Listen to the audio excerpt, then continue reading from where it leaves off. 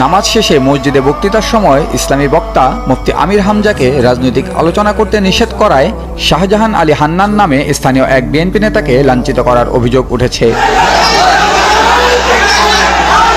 গতকাল শনিবার বিকেলে সদর উপজেলার বটতৈল ইউনিয়নের বরিয়া জামে মসজিদে এই ঘটনা ঘটে।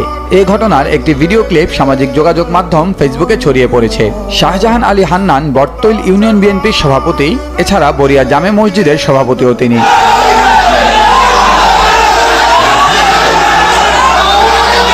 3 মিনিট 29 সেকেন্ডের এই ভিডিও ক্লিপে দেখা যায় তখন বিকেল 4:30টা। ইসলামী বক্তা মুফতি আমির হামজা বক্তৃতা দিচ্ছিলেন। হঠাৎ শাহজাহান আলী হান্নান দাঁড়িয়ে আমির হামজাকে কিছু বলার অনুমতি চান। এ সময় হান্নানকে বলতে শোনা যায়, হুজুর ধার্মিক আলোচনা যত পারেন করেন, কিন্তু রাজনৈতিক কোনো আলোচনা করবেন না। এরপরেই মসজিদে থাকা মুসল্লিরা উত্তেজিত হয়ে পড়েন। তারা হান্নানের দিকে তেড়ে যান এবং তাকে ধাক্কা দিয়ে মসজিদ থেকে বাইরে বের করে দেন। তবে স্থানীয়দের হস্তক্ষেপে পরিস্থিতি নিয়ন্ত্রণে আসে। আহত বিএনপি নেতা শাহজাহান আলী হান্নানের দাবি, নামাজ শেষে আমির হামজাকে রাজনৈতিক আলোচনা করতে না করায় লোকজন আমার দিকে তেড়ে আসেন। তবে এ ঘটনায় মুফতি আমির হামজা দুঃখ প্রকাশ করেছেন বলেও জানান হান্নান।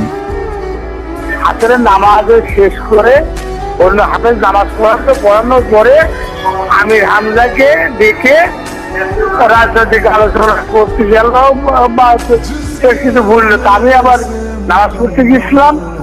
আমি হাসিফ মানুষ, আমি আবার ওই বর্তমান সভাপতি প্লাস মসজিদের আলো হুজুর, আপনি ইসলামের কোনো কথাবার্তা থাকলে বলে লোকের বুঝান, কিন্তু রাজনৈতিক কোনো আলোচনাটা করেন না। কারণ হচ্ছে কি, আমরা কাউকে এখানে রাজনৈতিক আলোচনা করতে দিইনি। এ যাবত অনেকে আসছিল, তাদেরকে আমরা বারণ করেছি।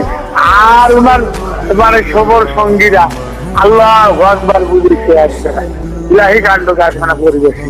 জাকির ভাইকে বলেছি যে ভাই এ ঘটনা, এখন পরে তারা যেহেতু বললো যে আমাদের এটা ভুল হয়ে গেছে, আমির হামজাই বললো যে ভাই এটা আমরা ভুল হয়ে গেছে, ক্ষমার দৃষ্টি দেখবেন। প্রসঙ্গত, আগামী জাতীয় সংসদ নির্বাচনে কুষ্টিয়া 3 আসনে ইসলামী বক্তা মুফতি আমির হামজাকে সম্ভাব্য প্রার্থী ঘোষণা করেছে বাংলাদেশ জামায়াতে ইসলাম। ভেঙে যাবে, এটা নবীর ভবিষ্যৎবাণী আছে। নিউজ ডেস্ক, দেশ টিভি। আমরা এদের শিক্ষা